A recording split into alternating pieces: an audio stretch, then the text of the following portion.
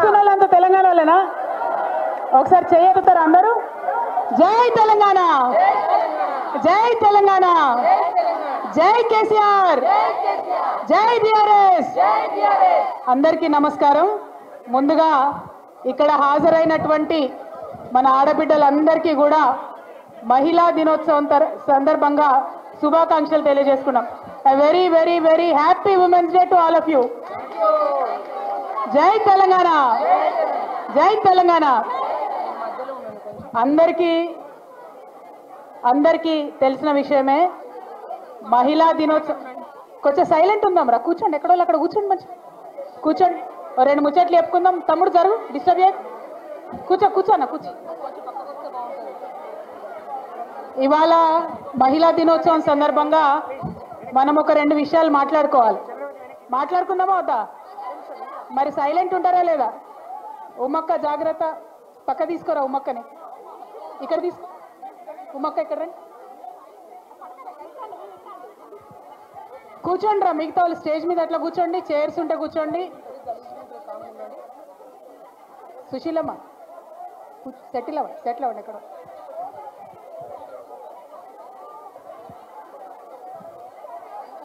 Stage మీద ఉన్న వాళ్ళు, దగ్గర ఉన్న వాళ్ళు కూర్చుంటే మిగతా వాళ్ళకి కనబడుతుందట అట్లా. Thank you. అందరికీ అంతర్జాతీయ మహిళా దినోత్సవం సందర్భంగా శుభాకాంక్షలు తెలియజేసుకుంటున్నాను.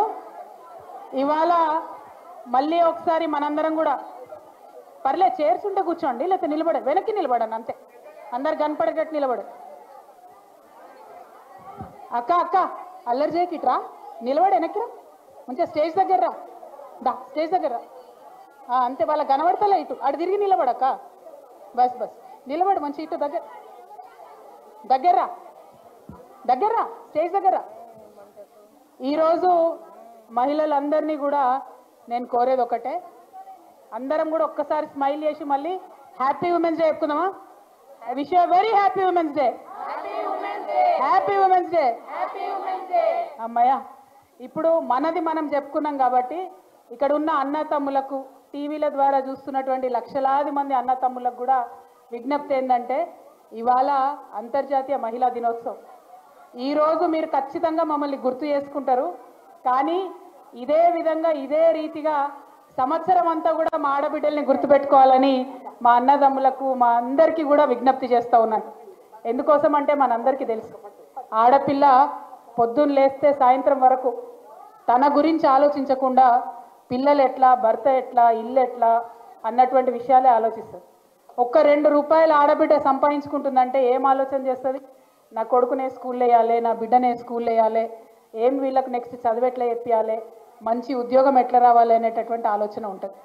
అదే ఒక మగవాడికి 1000 రూపాయలు అదనంగా వస్తే పార్టీ ఎక్కడ చేసుకోవాలి, దోస్తులతో ఏడకు పోయి దావత్ చేసుకోవాలనే ఆలోచన ఉంటుంది. అవునా కాదా?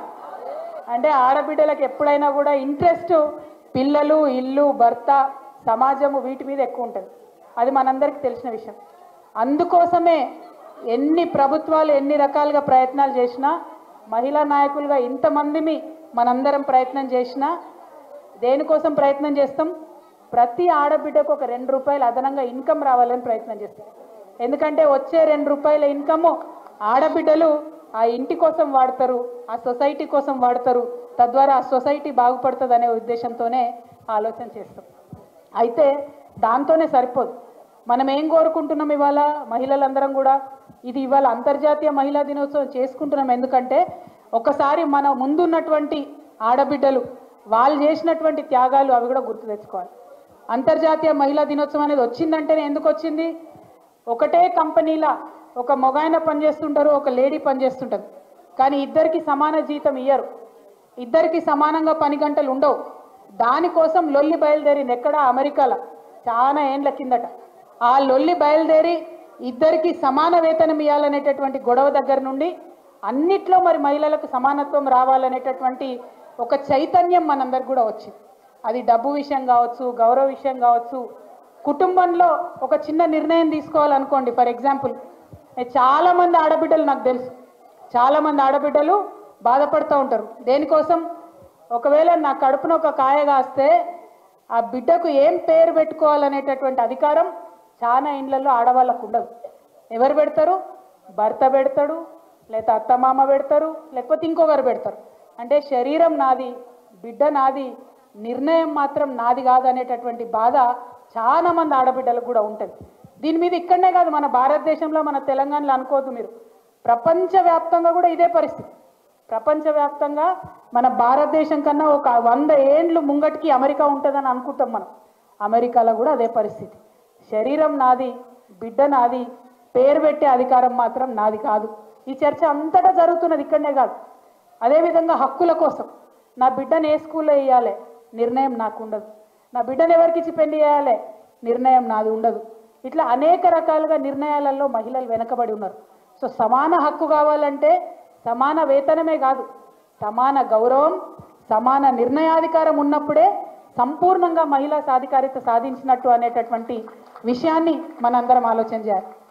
నిజంగా మన తెలంగాణ మనం ఒక అడుగు ముంగట్నే ఉన్నాం ప్రపంచం కన్నా. ఎందుకంటే మనకు మొదటి నుంచి ఇప్పటి వరకు వీర నారీమణులు అనేక మంది మన తెలంగాణ నుంచి పుట్టిన వాళ్ళు ఉన్నారు. అది మన చిట్యాల ఐలమ్మ కావచ్చు, మన రాణి రుద్రమదేవి కావచ్చు, ఒకరు కాదు ఇద్దరు కాదు, అనేక మంది మహిళలు, గొప్ప గొప్ప మహిళలు తెలంగాణ గడ్డ మీద పుట్టిండ్రు. పేద ఇంట్లో పుట్టినమా, పెద్ద ఇంట్లో పుట్టినమా, రాణివాసంలో పుట్టినమా, ఇంకో దగ్గర పుట్టినమా అని కాదు. మహిళలందరం కూడా మనది ఒకటే కులం. ఒక్కసారి గుండెల మీద చేసుకొని ఆలోచించాలి. ఏ కులంలో పుట్టిన ఆడబిడ్డ అయినా, గొప్ప ఇంట్లో పుట్టిన ఆడబిడ్డ అయినా, పేద ఇంట్లో పుట్టిన ఆడబిడ్డ అయినా, ఆ ఇంట్లో ద్వితీయ శ్రేణి పౌరురాలుగా మాత్రమే ఉంటుంది. అవునా కాదు? అంతేనా? నిర్ణయాధికారం ఎవరికైనా కూడా వారి చేతిలో ఉండదు. అందుకే ఇవాళ నేను చెప్తున్నా, మహిళలందరం కూడా ఒకటే కులం, మన కులం మతం లేదు.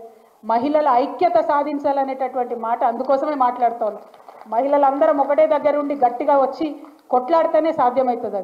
అది శ్రామిక వర్గానికి సంబంధించినటువంటి మహిళలు కావచ్చు, అనేకమైనటువంటి ఉన్నత వర్గాల్లో ఉన్నటువంటి మహిళలు కావచ్చు, సాఫ్ట్వేర్ ఉద్యోగాలు చేస్తున్నటువంటి ఆడపిల్లలు కావచ్చు, రాజకీయ రంగాల్లో ఉన్నటువంటి ఆడబిడ్డలు కావచ్చు, పారిశ్రామికవేత్తలుగా ఉన్నటువంటి ఆడబిడ్డలు కావచ్చు, ఎవరైనా కూడా వారి వారి ఇండ్లలో మరి ద్వితీయ శ్రేణి పౌరులుగా ఉన్నారనేటటువంటి వాదన ఒక్క తెలంగాణలో కాదు, ప్రపంచం అంతటా కూడా అదే వాదన ఉన్నది.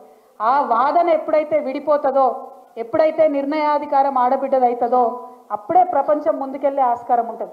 ఇవాళనే ఏదో మాట్లాడుతూ ఉంటే ఒక సోదరి చెప్తా ఉండే, భారతదేశం ముందుకు పోవాలి, భారతదేశం ఎదగాలి అని అంటే ఎట్లా ఎదుగుతుంది? ఇవాళ ప్రపంచవ్యాప్తంగా పనిచేసే వాళ్ళ సంఖ్య చూసుకుంటే, అమెరికాలో చూసుకుంటే దాదాపు 40% మంది ఆడపిల్లలు ఉద్యోగాలలో ఉన్నారు, 40% మంది ఆడవాళ్ళు రాజకీయాలలో ముంగట ఉన్నారు. కానీ ఇండియాలో చూసుకుంటే ఆ శాతం 17% కన్నా తక్కువ ఉన్నది. అంటే భారతదేశంలో కనుక 50% మంది మహిళలను మనం బయటకు తీసుకొస్తే 5 లక్షల కోట్ల పైచిలకు జీడిపికి మనం ఆదాయం ఇవ్వగలుగుతాం. కానీ ఎక్కడున్నాయి వసతులు? ఎక్కడున్నాయి? ఇలా పని చేస్తున్నటువంటి ఆడవాళ్ళు ఒకసారి ఆలోచించాలి. మనం కంపెనీకి పోతాం, పని చేస్తాం పొద్దున నుండి సాయంత్రం వరకు. ఒక బాత్రూమ్ ఉంటుందా? ఒక చేంజింగ్ రూమ్ ఉంటుందా? మనకు పీరియడ్స్ వస్తాయి, మార్చుకోవాలంటే అవకాశం ఉంటుందా?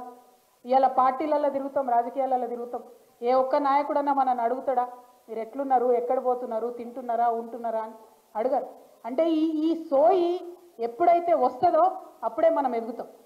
కేసీఆర్ గారు లాంటి నాయకులు ఉన్నటువంటి పార్టీలలో ఏం జరుగుతుందంటే, పాలనలో ప్రతిదానికి మహిళను కూడా సెంట్రిక్గా చేసుకొని పరిపాలన చేసినాం మనం. అది ఏ పథకం అన్నది కాదు, అది అల్టిమేట్గా మహిళకు చెందాలి, మహిళ బాగుండాలని చేసినాం. కానీ ఆ సోయి ఎంతమంది నాయకులకు ఉంటుంది? ఆ సోయి ఎంతమంది లీడర్లకు ఉంటుంది? మీరు ఒక్కసారి ఆలోచన చేయాలి. ఇవాళ చిన్న పిల్లలు, స్కూల్ పిల్లలు ఉన్నారు, ఆడపిల్లలు ఉన్నారు. చాలా మంది మండల కేంద్రాలలో ఉన్న ఆడపిల్లలు డిగ్రీ కోసము జిల్లా కేంద్రానికి పోవాలంటే భయపడతారు. ఎందుకోసం భయపడతారు? టైంకు బస్సు దొరకదు. మనం పోయే టైంకు, కాలేజీ ఇచ్చే టైంకి బస్సు ఉంటుందా ఉండదో తెలియదు. బస్సు ఉంది పోదామంటే ఆడ లంచ్కి దొరుకుతుందా దొరకదు తెలియదు. బాత్రూమ్ ఉంటుందా ఉండదో తెలియదు. ఇవన్నీ చిన్న సమస్యలు అనిపిస్తాయి చెప్తే, కానీ అనుభవిస్తే తెలుస్తుంది ఆ బాధ ఎంత ఉంటుందో. ఆ బాధ అనుభవంలోకి మగవాళ్లకు రాదు కాబట్టే మన కోసం బాత్రూమ్లు కట్టరు, మన కోసం మనల్ని ఆలోచన చేయరు, మన కోసం ఏం విషయం కూడా మాట్లాడరు. ఇవాళ నేను మళ్ళీ మీ అందరు చెప్తున్నా, అంతర్జాతీయ మహిళా దినోత్సవం వచ్చిందంటే ఏదో మనం కేక్ కట్ చేసుకున్నామా, ముచ్చట్లు పెట్టుకున్నామా, పోయినామా అన్నది కాదు. అది కూడా చేయాలి, సంబరాలు చేయాలి. ఎందుకంటే ఇవాళ భూగర్భ గనులలోకి దిగేటటువంటి ఆడబిడ్డల నుంచి అంతరిక్షంలో ఎగిరే ఆడబిడ్డల దాకా కూడా మనం ఎదిగినాం. కానీ అయినా అడుగడుగున అవాంతరాలే ఉన్నాయి. ఆ అవాంతరాలను ఎట్లా అధిగమించాలని ఆలోచన చేయాల్సినటువంటి బాధ్యత ఎవరి మీద ఉన్నది? ఇదిగో రాజకీయాలలో ఉన్న మనలాంటి వాళ్ళ మీద ఉన్నది. మనం రాజకీయంలో ఒక అడుగు ముందుకేసి వచ్చినాం. ఒకసారి మీరు అందరు ఇక్కడ ఉన్నటువంటి అక్క చెల్లెలు ఆలోచన చేసుకోవాలి. వచ్చే ముందు ఏమేం చేసి వచ్చారు? కొడుకు టిఫిన్ డబ్బా పెట్టినామా లేదా, వంట చేసి పెట్టినామా లేదా, ఒకవేళ ఇక్కడ మీటింగ్లో లేట్ అయితే సాయంత్రం అన్నంకి అరేంజ్మెంట్ ఉందా లేదా, అన్నీ చూసుకొని వచ్చినాం మనం. అవునా కాదా? అంటే ఆడవాళ్ళం మనం డబుల్ పని చేయాలి. ఒకటి కాదు, రెండు కాదు, డబుల్ పని చేయాల్సి ఉంటుంది. అంత డబుల్ పని చేస్తే కూడా మళ్ళీ ఎక్కడన్నా ఫెయిల్ అయినాం అనుకోండి, నేను చెప్తే కదనే మీ ఆడవాళ్ళకి సీట్లు లేదంటే ఇద్దరు ఆయన తోడిపోయారు అంటారు. అవునా కదా? అదే సీట్లో ఒక మగ ఆయన 3 సార్లు ఓడిపోతే 4వ సారి టికెట్ ఇస్తారు, కానీ ఆడవాళ్ళు ఒక్కసారి ఓడిపోతే ఏ ఆడవాళ్ళకి ఇవ్వద్దా అంటారు. అంటే మన మీద అదొక ప్రెషర్, అదనపు బర్డెన్. అంటే నీకు ఏదైనా పని చెప్తే అది సక్సెస్ చేయాలని అదొక అదనపు బర్డెన్. ఎందుకు ఈ మాట చెప్తా ఉన్నా అంటే, ఊకదంపుడు ఉపన్యాసాలు మస్తు ఇవ్వచ్చు, కానీ నిజమైనటువంటి ఆలోచన చేసుకొని తెలంగాణ బిడ్డలం మనం ముందడుగేసినాం కాబట్టే ఆనాడు ఉద్యమంలో సక్సెస్ అయినాం. తెలంగాణ వచ్చిన తర్వాత మరి అద్భుతంగా మన మహిళలు ప్రగతి సాధించాలంటే యోగిట్లా ఆలోచన చేసుకోవాలి. ఉట్టుటిగా ఉపన్యాసాలు, పాటలు, ఎగ్జైట్ అవ్వడు అది కాదు, అది జరుగుతూనే ఉంటుంది. టీవీ ఛానల్ వాళ్ళు ఉన్నారబ్బా, చాలా మంది నా దగ్గరికి వచ్చి మహిళా దినోత్సవం ఇంటర్వ్యూ ఇవ్వమని అడుగుతారు. నేను ఒక 10 ఏళ్ళ బంద్ పెట్టిన మహిళా దినోత్సవం ఇంటర్వ్యూలు ఇచ్చుడు. ఎందుకోసం తెలుసా? నేను ఒకటే చెప్పిన, మహిళా దినోత్సవం వచ్చి నన్ను అడగకు ఇంటర్వ్యూ ఇవ్వమని. ఎవ్రీడే రా నా దగ్గరికి, ఎవ్రీడే వచ్చి నా ఒపీనియన్ అడుగు, ఈ విషయం మీద నీ ఒపీనియన్ ఏందని చెప్పి నేను చెప్తా. అంతేగాని మహిళా దినోత్సవం మీద వచ్చి నువ్వు మహిళల సాధికారిత మీద ఇంటర్వ్యూలు అంటే నేను 10 ఏళ్ళ బంద్ పెట్టిన ఇంటర్వ్యూలు ఇస్తలేను. ఎందుకంటే నేను బలంగా చెప్పిన, ఎవ్రీడే ప్రతి విషయం మీద నా ఒపీనియన్ అడుగు, మహిళగా నేను చెప్తాను. కానీ మహిళా దినోత్సవం అప్పుడే మేము గుర్తొస్తే దాని లాభం ఏమవుతుంది? దేవుళ్ళు, దేవతలు, మహిళలు అంటారు మనల్ని. అవును, దేవుళ్ళు అయితే ఏమవుతుంది? ఫోటో పెడతారు, పూజ చేస్తారు, దండేస్తారు, తర్వాత అవుట్. బయటకు పోయినాక గుర్తుంటారా? ఉండరు. అట్లా దేవుళ్ళు, దేవతలు అంత గౌరవం మాకు అవసరం లేదు. మీతో సమానంగా మనుషులుగా మమ్మల్ని చూస్తే చాలని చెప్పి నేను ఈ సందర్భంగా మాట్లాడుతూ ఉన్నాను. ఎందుకోసము ఈ మాటలు చెప్తా ఉన్నా అంటే, మనము కేసీఆర్ గారి సైనికులం. ఏం చేసిరు కేసీఆర్ గారు? మనకు అవకాశం వస్తే, తెలంగాణ రాష్ట్రం వస్తే అనేకమైన కార్యక్రమాలు మహిళలకు చేసుకున్నాం. ఇలా నిజంగా మీరు ఆలోచించండి, ఒక పేద ఇంటి ఆడపిల్ల గర్భవతి అయితే ఎవరిస్తారమ్మా నెలకు 1000 రూపాయలు? అత్త ఇస్తాడా, మామ ఇస్తాడా, భర్త ఇస్తాడా, 2 పండ్లు కొనుక్కోమని ఎవరైనా మేనమామ వచ్చి ఇస్తాడా? కేసీఆర్ గారు ఇచ్చిరమ్మా ఆలోచన చేసి. ఇవాళ ఆ పథకాన్ని కూడా తీసేసేంత కర్కోటకమైన ప్రభుత్వం తెలంగాణలో ఉన్నదంటే మరి మనం నాయకురాళ్ళ, మహిళల మాట్లాడాలన్నా వద్దా? ఒకసారి ఆలోచించి. అంటే మన కోసం కాదు, పక్కోళ్ళ కోసం మాట్లాడాలి. ఎప్పుడు మనం పవర్ఫుల్ అవుతాం తెలుసా? మా అక్క చెల్లెలందరూ ఒకసారి ఆలోచించుకోవాలి. మన కోసం మనం మాట్లాడుకుంటే సెల్ఫిష్ అవుతాం, స్వార్థపరులు అవుతాం. పక్కోని హక్కుల కోసం మాట్లాడితే నువ్వు పవర్ఫుల్ అవుతావు. అది ఒక మహిళ నాయకురాలుగా ఎదగాలన్నా, నాయకులుగా ఎదగాలన్నా ఆలోచించుకోవాల్సిన అంశం. ఇంకొక మాట మా అక్క చెల్లెలకు కూడా నేను చెప్పాలి, టీవీల ద్వారా కూడా ప్రపంచం అంతా చూస్తుంది కాబట్టి చెప్పాలి. ఆడవాళ్ళైనా మగవాళ్ళైనా సక్సెస్కి షార్ట్ కట్ ఉండదు. ఎవరైనా కష్టపడాల్సిందే. ఆడవాళ్ళు ఇంకెక్కువ కష్టపడాలి.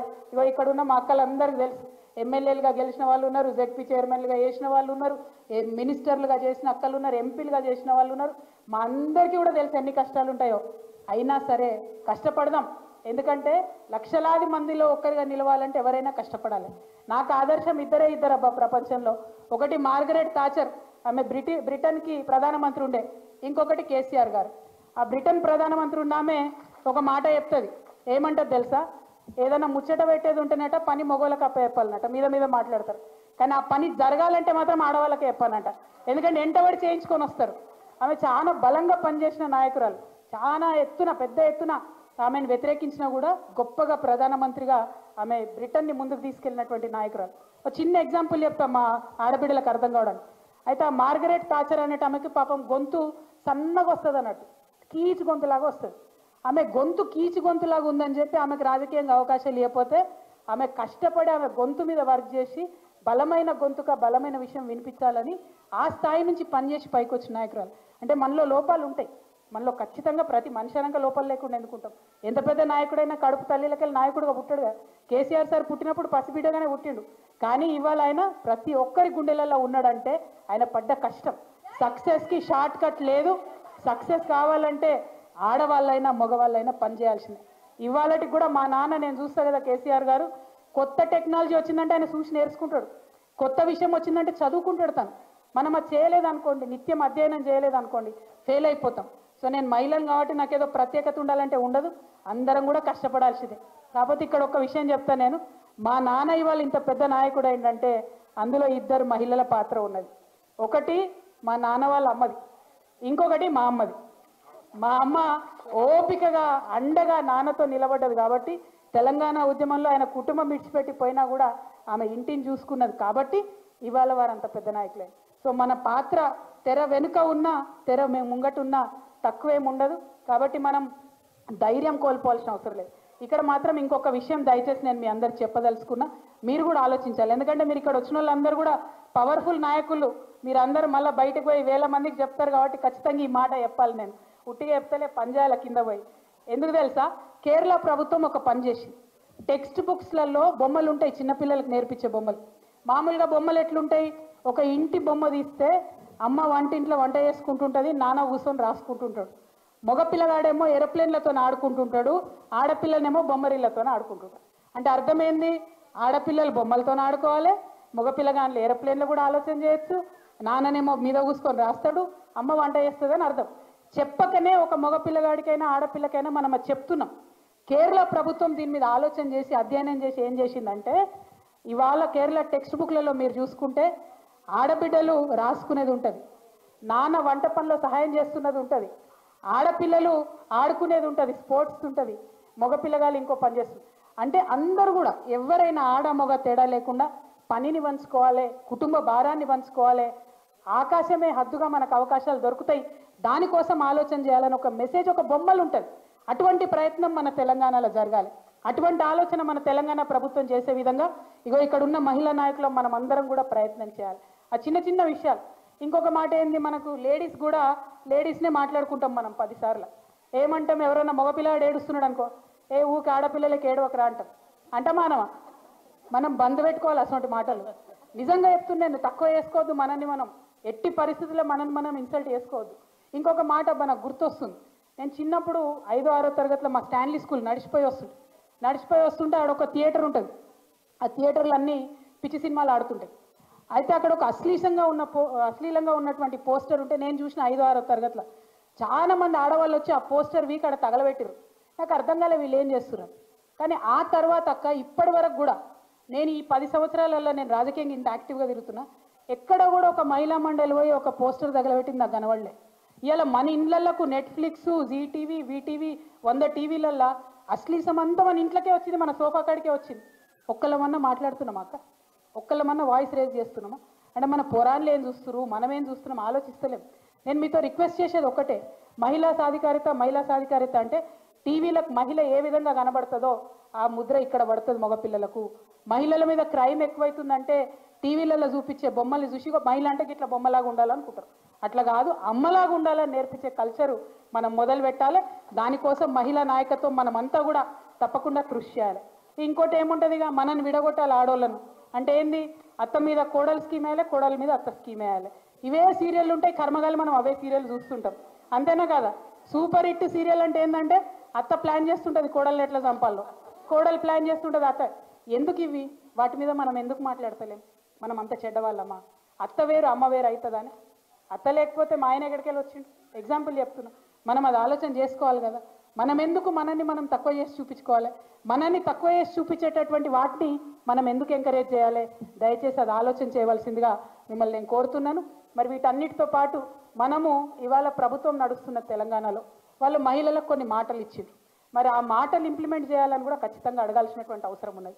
కేంద్ర ప్రభుత్వం ఏం చేసింది, మనకు 2023లో రిజర్వేషన్ చట్టం తీసుకొచ్చింది, మహిళా రిజర్వేషన్ చట్టం తీసుకొచ్చి ఏమన్నారు, ఇంప్లిమెంట్ చేస్తామన్నారు. కానీ దాన్ని దేంతో ముడిపెట్టిరు? జనగణనతో ముడిపెట్టిరు. అంటే జనగణన చేసేంత వరకు మహిళా బిల్లు రాదు. రాకపోవడం వల్ల ఏం జరిగింది, ఇవాళ మహారాష్ట్రలో ఎన్నికలైనవి, అక్కడ ఎమ్మెల్యేలు కాకుండా మహిళలు ఆగిపోయారు. ఢిల్లీలో ఎన్నికలైనవి, అక్కడ మహిళలకు రిజర్వేషన్ వర్తించలేదు. హర్యానాలో ఎన్నికలైన, అక్కడ మహిళా రిజర్వేషన్ వర్తించలేదు. నేను కేంద్ర ప్రభుత్వాన్ని ఈరోజు డిమాండ్ చేస్తూ ఉన్నాను, మీరు ఈ బడ్జెట్లో ఎందుకు డబ్బులు పెట్టలేదు? తొందరగా జనగణన చేయండి. మీరు జనగణన చేస్తే ఇప్పుడు రాబోయే బీహార్ ఎన్నికలలో మహిళలు ఎమ్మెల్యేలు అవుతారు. రాబోయేటటువంటి తమిళనాడు 2026లో ఎన్నికలు వస్తాయి, అక్కడ మహిళలు ఎమ్మెల్యేలు అవుతారు. ఆ తర్వాత ఎంపీ ఎన్నికలలో కూడా మహిళలకు అవకాశం ఉంటుంది.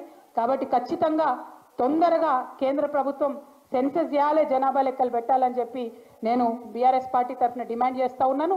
అదేవిధంగా రాష్ట్రంలో మన ముఖ్యమంత్రి రేవంత్ రెడ్డి గారు ఏదైతే మనకు మాట ఇచ్చిండ్రో ప్రతి ఆడబిడ్డకు 2,500 రూపాయలు ఇస్తామని ఏదైతే మాట ఇచ్చిరో అది ఇచ్చేదాకా కూడా మనందరం వెంటబడాలని చెప్పి ఈ సందర్భంగా నేను డిమాండ్ చేస్తా ఉన్నా. మరి ఇవాళ మహిళల కోసం పెద్దగా 1,00,000 మందితోని మీటింగ్ పెట్టిరట కాంగ్రెస్ ప్రభుత్వం నుంచి. వెల్కమ్ చేద్దాం, ఎందుకంటే మహిళలందరూ ఒక దగ్గరకు వచ్చినాం. ఏం చెప్పిర్రు అన్నాడు ఎన్నికల కన్నా ముందు 1,00,00,000 మంది మహిళలను కోటీశ్వర్లు చేస్తామని చెప్పారు. మరి ఎట్లా చేస్తారు కోటీశ్వరుల్ని? ఒక పెట్రోల్ బంక్ ఇచ్చి కోటీశ్వర్లు చేస్తారా? కాదు కదా. 650 బస్సులు పెడతామన్నారు ఆర్టీసీలో. ఆర్టీసీయే బాగా నడుస్తలేదు. ఆర్టీసీకే 1,800 కోట్లు ఇంకా ప్రభుత్వం డబ్బులు ఇవ్వలేదు. ఇలా మహిళలతోని బస్సులు పెట్టించారు. మరి వాళ్ళ కిరాయి టైంకి ఇస్తారా ఇయ్యరా? ఈ విషయం క్లారిటీ ఇవ్వాలి. 1. 2, ప్రైవేట్ వాళ్ళకి ఎట్లయితే కిరాయి ఇస్తున్నారో లేడీస్కి అట్లా ఇస్తున్నారా ఇవ్వట్లేదా ఒకటి చెప్పాలి. 3, ఆశా వర్కర్లు, అంగన్వాడీలు, ఏఎన్ఎంలు వీళ్ళందరూ పనులు చేస్తున్నారు. ఆనాడు కేసీఆర్ గారు ఏం చేసిరు? వాళ్ళందరినీ ప్రగతి భవన్కు పిలిచి భోజనాలు పెట్టి మాట్లాడి 2 సార్లు జీతాలు పెంచినాం. కానీ 15 నెలలు అవుతుంది ఈ ప్రభుత్వం వచ్చి, ఇప్పటి వరకు కూడా మన ఈ ప్రభుత్వంలో ఆశాలను విలువలేదు, అంగన్వాడీ వర్కర్లను విలువలేదు, ఈ విఓఏలను విలువలేదు. ఈ విఓఏలు ఎవరికి కూడా ఆర్పీలను విలువలేదు. వాళ్ళకి రావాల్సిన డిఏలు ఇవ్వలేదు, వాళ్ళకి రావాల్సిన బెనిఫిట్స్ ఇవ్వలేదు. సో ఇవన్నీ కూడా మనం అడగాల్సినటువంటి అవసరం ఉంది. ఒక పక్క కేంద్ర రాష్ట్ర ప్రభుత్వాల మీద యుద్ధం చేస్తూ, ఇంకొక పక్క తెలంగాణ సంస్కృతి అయినటువంటి బతుకమ్మను బోనాలను కాపాడుకుంటూ, అన్నిటికన్నా ఎక్కువ మన అస్తిత్వాన్ని కాపాడుకుంటూ, మన ఆడబిడ్డలకు మన ఫ్యూచర్ జనరేషన్స్కి ధైర్యం ఇచ్చే విధంగా మనందరం కూడా ఉండాలని చెప్పి, ప్రతి ఆడబిడ్డకు గౌరవం దక్కాలి, ప్రతి ఆడబిడ్డకు ఆదాయం పెరగాలి, ప్రతి ఆడబిడ్డకు అవకాశాలు రావాలనేటటువంటి కోరికతోని, దానికోసం ఉద్యమించాలనేటటువంటి పిలుపుతోని మీ అందరికీ మళ్ళొకసారి అంతర్జాతీయ మహిళా దినోత్సవం సందర్భంగా శుభాకాంక్షలు తెలియజేస్తూ నేను సెలవు తీసుకుంటున్నాను. జై తెలంగాణ, జై కేసీఆర్, మహిళల ఐక్యత, మహిళల ఐక్యత.